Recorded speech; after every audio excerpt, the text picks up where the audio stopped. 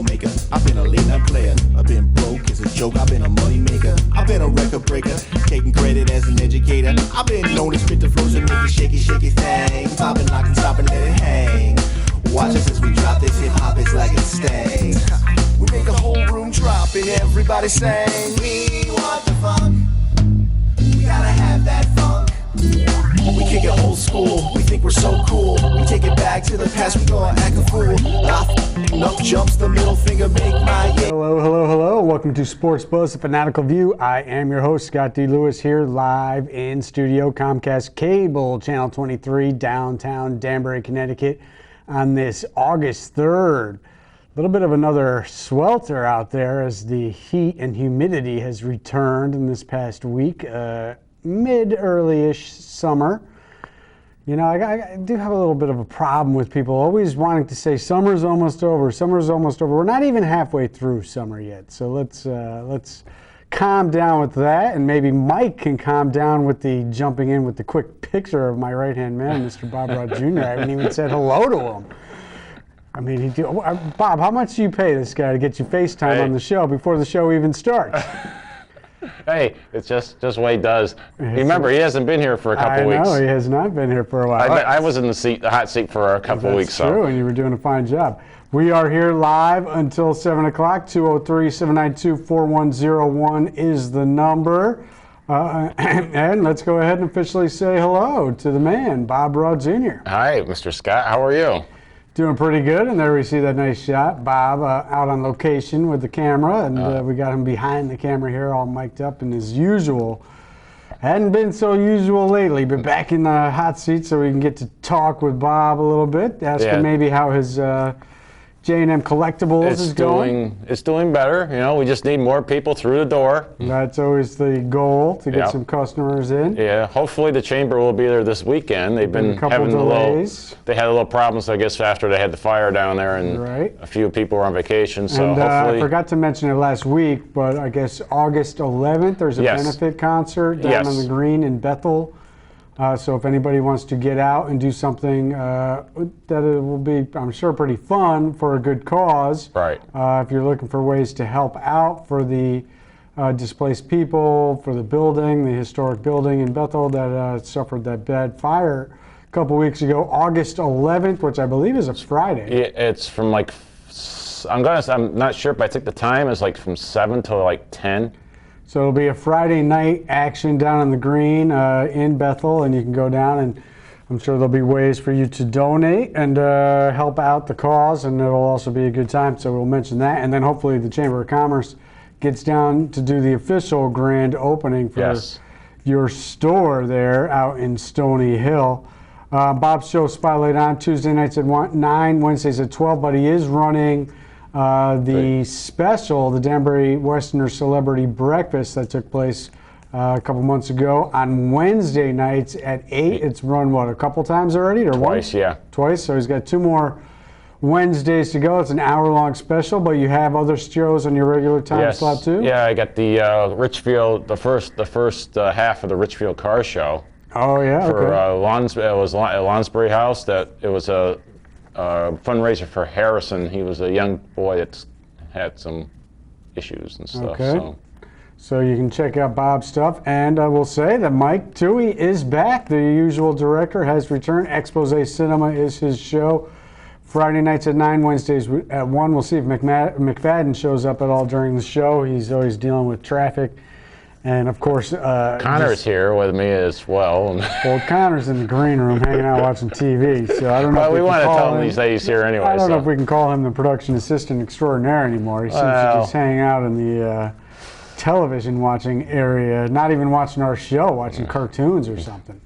And of course, my wife had a little problem with her going for MRI. Had to go for an MRI for her arm because she broke her wrist. I'm no stranger to that, having broken my wrists a total of 5 times in my life, Bob.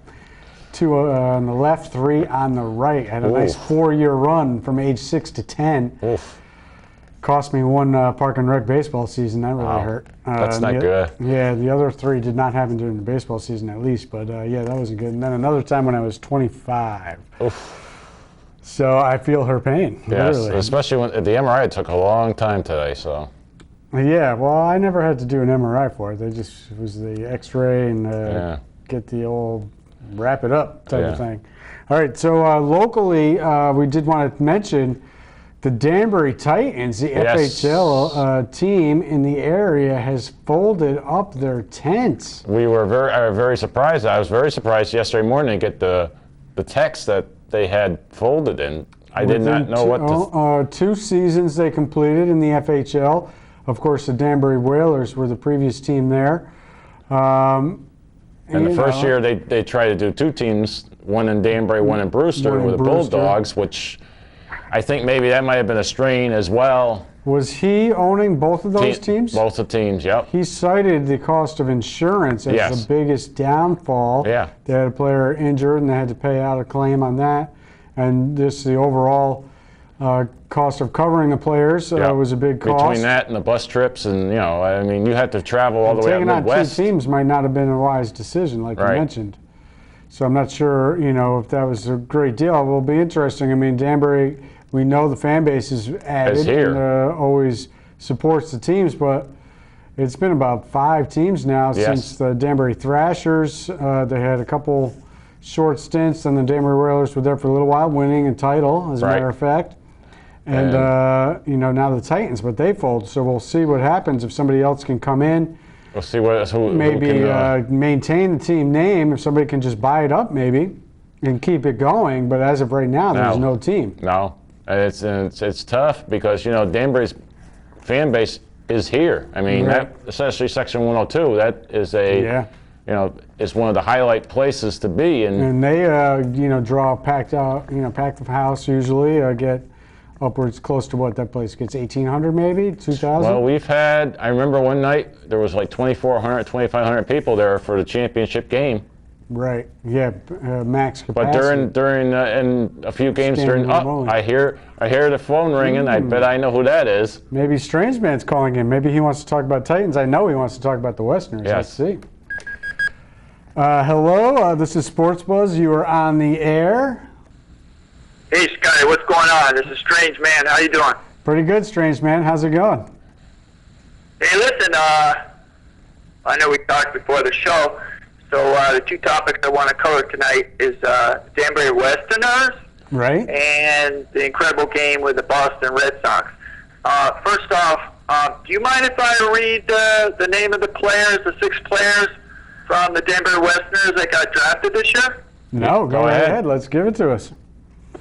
Okay, the players' names, I'll bring that up. You there? Okay, you ready? Yeah, go for it. In the 18th round, Chris Morris. All right, he was a member of the 2015 team. He was drafted by the Texas Rangers. In the 19th round, outfielder Joey Bartosik, another member of the 2015 team, was selected by the Colorado Rockies. Ooh, the Rockies. In the 22nd round, right-handed pitcher Bryce Conley was drafted by the Oakland A's. He was a member of the 2016 Danbury Westerners. In round 25, the Detroit Tigers selected right-handed pitcher Dylan Stock, another member of the 2016 Westerner staff. In round 34, the Los Angeles Dodgers selected Dan Giglio, a right-handed pitcher, and the 3rd member of the Westerners' 2016 pitching staff. And in the 37th round, Corey Merrill, a right-handed pitcher from the 2014 Westerners, was drafted by the Dodgers. How about that? That's pretty good. That's a pretty good lineup. I was watching some of Bob's special on the Celebrity Breakfast, and all the speakers were talking about how guys in the room, players in the room, are going to end up playing. Some of them will play professional, and that's proof right there. Yeah. 6 names that you mentioned all get drafted, and we'll see where they go. I know Ding Kong is hoping he gets drafted. Ding Kong went up to the Cape right after the season pretty much was over. Yeah, which was on Monday. Hey, like I talked before the show. We talked before the show. Yep. Look, 23 years Danbury Westerners, they're the oldest team in the NECBL, and still no championship. and no new field. I think we ought to. Hey, Scotty, I'm going to put you in charge of getting the funding for a new field. How about that? It's up to me. I now have another new task. There are talks in the works, hopefully being something with WestCon. Oh, did you hear that, Strange Man? Maybe possibly doing something with WestCon to get a new field. Yeah, well, hey, look, I think, Gene Eric Rogers Park is nice. I mean, it'd be nice if they just cleaned it up a little bit. Gene Eric is the one basically that got the Westerners off the ground floor. I think we ought to bring him back in. Seriously, I mean, he could have. He was a big contributor. And we can get a new field in. It would be great. Get a new field in there. I mean, the field, where they're playing, it's got many problems. Parking, it's waterlogged. The lights are too low. The scoreboard, you have to use the school for the bathroom. And if we get in 2 years, it'll be 25th anniversary. If we do the funding, get the funding up talk to all the alumni and get the board involved, Bobby Bra and all that. Yeah, where's Mayor Bowden on this? I mean, he shows up for. He talks at the breakfast every year, but he's still getting farther. And we can get a new stadium, and you got to get a piece of land, and we can get the money up. And in 2 years we can do it, and we can bring more people into downtown Danbury. Because look, you got Hartford has a new stadium. They had pretty good crowds this year. Incredible amount of people in there. Yeah. So, the last night of the game on Tuesday night, we were packed.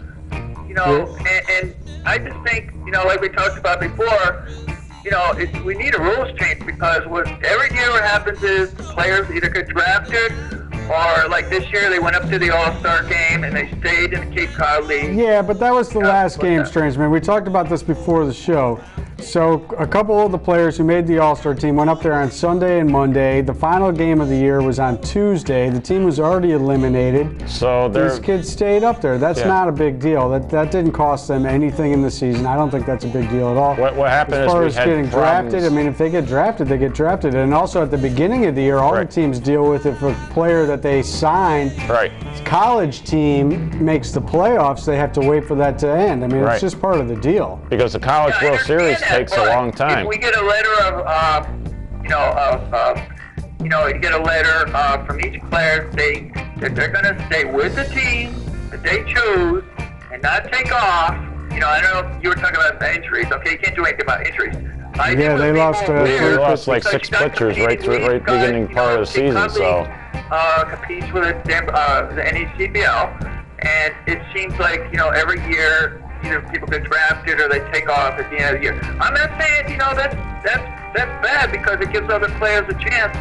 But I do want to bring up this in the last game of the year, the top of the ninth, the Westerners pitcher pitched scoreless ninth, and then in the bottom of the ninth it was Sean Blake.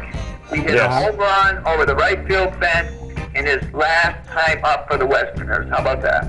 2-run job, right? Yep. 2-run homer, which was very nice in that last game. And as Bob was saying, even though the team was eliminated, that was a doubleheader on Tuesday. No, it was just a single game. But they had a very big crowd even on the final night. So, if they did, it would be better. Did they ever get the beer sales? Yes. Every night we had beer. So that helps as well. Selling beer, they always have good hot dogs, good hamburgers, good food. But if they cleaned up the field and/or got a new field, and if Mayor Bowden got involved with that, I think that would be very helpful. The team finished in 5th place, 18-25, so they did not get hurt by the new alignment. Scotty, realignment really screwed the Westerners this year too. Well, they did fall to 5th, so they didn't finish in 4th, which every other year would have been a playoff seed if they were in 4th. But they did this crazy round robin. 3-team playoff that's starting now, I guess. I don't understand. I mean, that's not typical for any baseball format anywhere. The top 2 teams from each league, each division get the bye, and then the other 2 State, teams. Mystic, and Plymouth, all 3 teams had well above 500. They all finished with great records. Upper Valley, and Keene in the other division. Keene was 20-24, so the 3rd place team in the other division finished below 500. Right. And the Westerners were hurt Their three top starting pitchers all went down. They were 12-8. Yes. And they finished 18-25, so they really struggled after that. And you said they even got other players hurt as well, Bob? Yeah. So, it wasn't a great thing as far as injuries, which you can't help. No. But, hats off to the fans who kept supporting them, and the players gave what they had, and they just didn't work out again. Every year. They did make the playoffs last year. Setback. They couldn't even come away with 19 wins this year. Anyway, can we move on? Anyway, the same day. The Bo Sox have gotten a couple of new players. And and about that great catch. Right. That the center fielder made. Yeah. He was going back to his left. To his left, yeah. To right center field. And he made that incredible catch. That was the Cleveland Indian center fielder. And then I'm going to let you. Yeah, he went head over heels into the bullpen, robbed Hanley Ramirez of a home run. Why did Farrell challenge? Because Farrell's an idiot. That's why Farrell challenged. When the games I watched, like that Yankee series a couple weekends ago, he was challenging everything in sight. Right. And you're like, what is he challenging this for? Right. I mean, I thought there was a limit on challenges. I thought there was only two He's challenges challenging everything. I mean, the way it's worked, you don't have to actually challenge, but you can get the umps to review. Right. If you talk to them. It's absurd. Why he challenged that play, I'll have no idea. I mean, we don't challenge that much in football. It's ridiculous. They stopped the game for all this stuff. It was clearly a catch. It was clearly an amazing catch. The Fenway faithful. Was like, come on. They were like yelling at Farrell. Like, why are you challenging? We're going to give this guy a standing ovation. What a great catch. Yeah, and he went head over heels. Reminded me of the Torrey Hunter play in the playoffs a couple years ago when David Ortiz hit the grand slam as they came back in that game, and I think the grand slam tied it. They ended up winning, I believe, in extras in a crucial ALCS game against the Tigers, and Torrey Hunter went head over heels into the bullpen, did not make the catch. On this particular play, the center fielder robbed Hanley Ramirez of the home run, and he also caught himself by hooking the wall with his arm, so he didn't even crash into it. Right. He was able to land on his feet, flipping over, but because he hooked his arm after he made the catch, it was an incredible play, an incredible display of athletic ability. So that was incredible, and that was a crazy game. Before I forget, about 20 years ago, there was a right fielder from Seattle, number 19. He was going to his right, and he leaped about the same spot, and it went into the bullpen and caught that ball too. It's up on Globe.com. BostonGlobe.com. Before I forget, Bobby, I'm sorry about the Mets, but they did lose today. 5-4, heartbreaker. What else is new in my world? The Mets with their tough injury.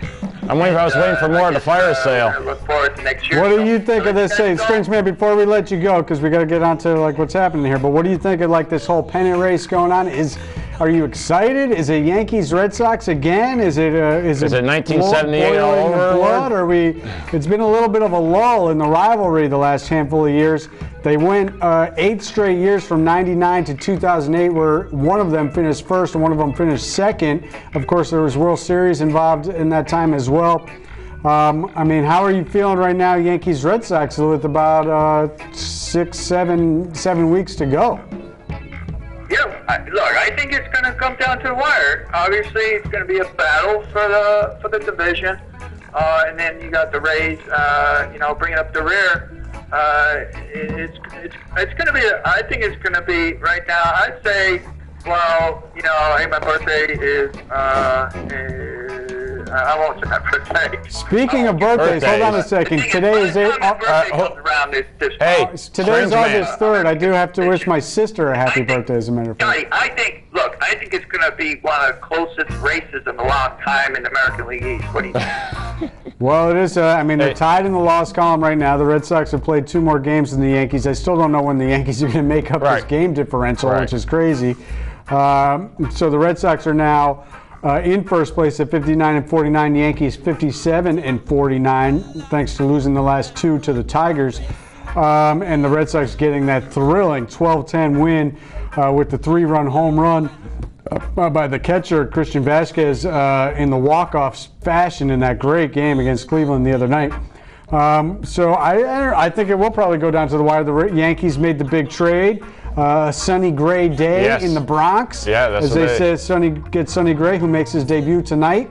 That's a big deal for them. Plus, they had already gotten Todd Frazier, who I don't think that was all that great of a trade. He can hit some home runs, especially in that small park, but his batting average was below 220 this year. They brought back Robertson and that other reliever, who I'm not sure his name, but his numbers are pretty good. So they do have a pretty crazy bullpen situation right now. But they got shut out last night. They are still a young team. Teams are learning how to pitch to Judge and all them.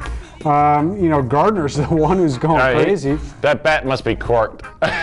Something. And look, Scotty. I just want to see one final thing. I think the only way Tampa Bay is going to finish in third is if they get another ground ball through the infield and no one moves. We helped them blow that game against the Yankees the other night. Strange man, we know what today is? What's today? Today is Mr. Brady's birthday. Tom Brady's birthday, that's right. Number 40. Tom Brady's birthday. Number 40, number 12 in the program, 40 years old, number 1 in our hearts. Yeah. You know what I'm saying? What about Gronk? Is Gronk coming back? I don't know. Well, he's healthy. He's on the Tom Brady diet. He's changed his diet. He's doing the Tom Brady healthy diet, so we'll see. I don't know. Gronk's had so many injuries, but they proved they could win without him finally last year.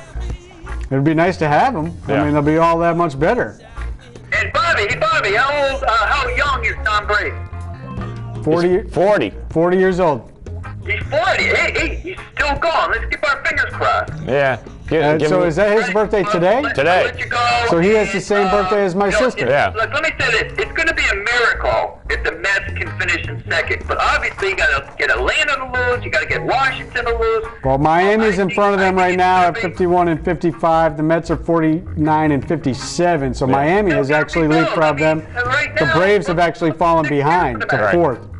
The Mets currently reside 13 and a half games out, and they are 10 and a half, or actually 11 out in the wild card now. So with we're today. pretty much done. So I don't even think they have. Or actually 11 and a half because the Rockies are the team they played. Or even tied with Atlanta. As they lost today 5-4 to the Rockies.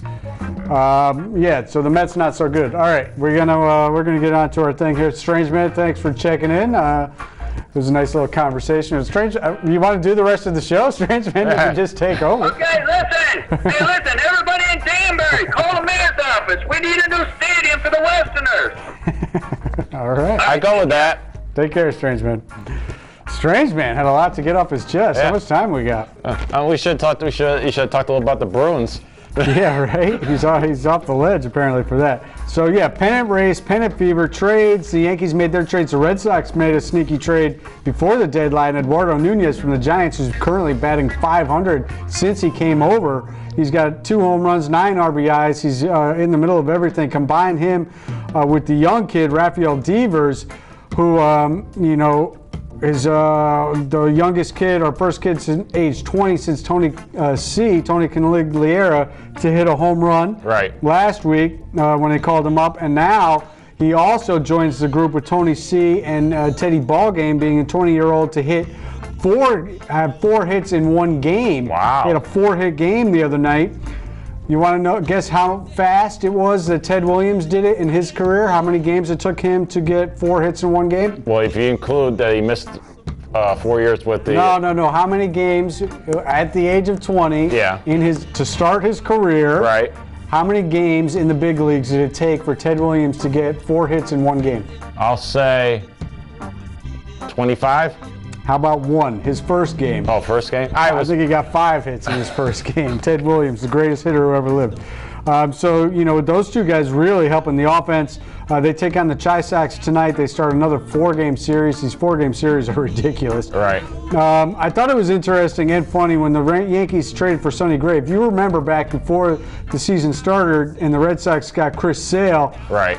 Brian Cashman got all cute and called them the Golden State Warriors. Why? Yeah. I mean, for what? Because they got one of the youngest teams in baseball, right. But they went out and got a good pitcher. So they're all of a sudden they're the Golden State Warriors. I mean, give me a break. So Dave Dombrowski, when they traded for Sonny Gray the other day, said, "Oh, so I guess the Golden State Warriors are playing in the Bronx now." Yeah. As I don't know when the Yankees are going to lose with all the trades they've made in the last week. So, kind of stirred up some of the old, remember the Larry Lucchino comments of the evil empire when that group of ownership took over, which led to them breaking the curse. So that was kind of funny.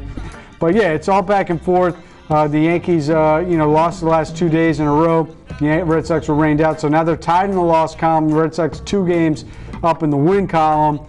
So we'll see what happens. The Yankees go out on the road to Cleveland right now. How many more Red Sox-Yankee series do we got? They play next weekend.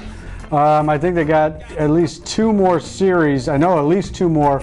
They play next weekend in New York. Yankees are out in Cleveland, who's in first place right now, 57-48, losing 2 in a row after actually losing 3 in a row after winning 8 straight. Right. And Kansas City now has lost 3 in a row after winning 8 straight and 10 of 11.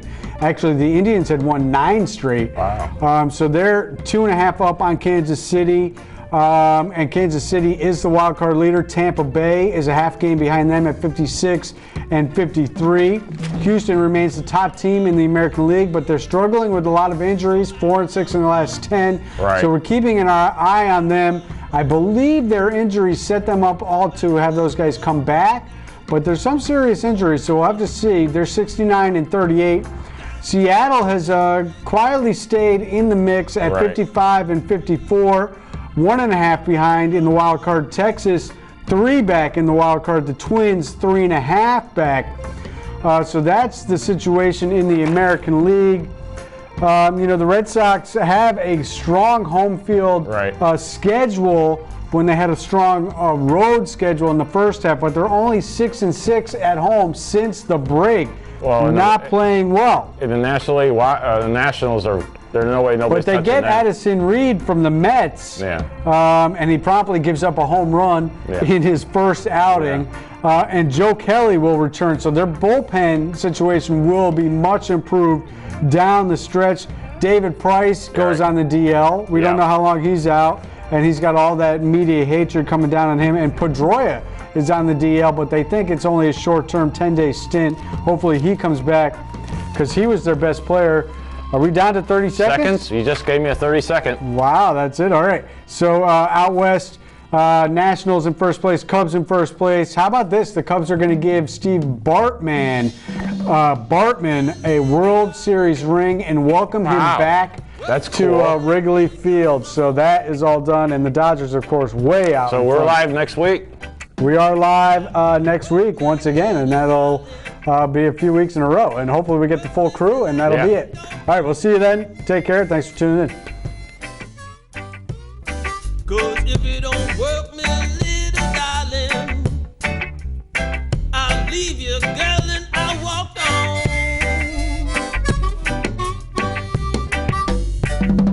Early every morning, I rise before I raise my head. Early every morning, I rise before I raise my head. So if you see the cover stirring, get on your job and stop playing dead.